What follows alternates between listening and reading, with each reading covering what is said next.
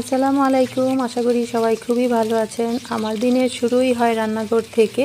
তবে মাঝে মাঝে মনে হয় রান্নাঘরে যে পরিমাণ সময় কাটাই, এই পরিমাণ সময় যদি ভালোবাসার মানুষের সাথে কাটানো যেত, তাহলে হয়তো সম্রাট শাহজাহান ভালোবেসে যেরকম তাজমহল বানিয়েছিলেন, হয়তো আমার নামে এতদিনে কোনো মহল তৈরি হয়ে যেত, এরকমই মনে হয় মাঝে মাঝে।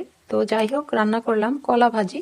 এখানে হচ্ছে ডাটা ছোট করে কেটে রুই মাছ দিয়ে রান্না করেছি। এটা হলো পটল, আলু আর মলা মাছ দিয়ে একটা ঝোলের মতো করে তরকারি রান্না করলাম। এই ডাটা দিয়ে মাছ এভাবে কে রান্না করেন অবশ্যই কমেন্ট করে জানাবেন। রান্না করেছি আম ডাল, ঢেঁড়স ভাজি। এটা হচ্ছে পেঁপে পটল দুন্দুল দিয়ে একটা মিক্স সবজি। কলা ভাজিটা কিন্তু আমার পরিবারের সবাই খুবই পছন্দ করে।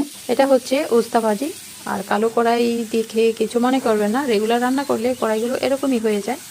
উস্তা ভাজি করার সময় যে বিষয়টা খেয়াল রাখবেন সেটা হলো তিতা কম লাগবে বেশি করে পেঁয়াজ দিলে, আর নাড়াচাড়া কম করবেন, হাই হিটে রান্না করবেন, তাহলে উস্তা ভাজিটা মোটেও তিতা হবে না। ভালো থাকুন, এই ছিল আমার আজকের রান্না। আল্লাহ হাফেজ।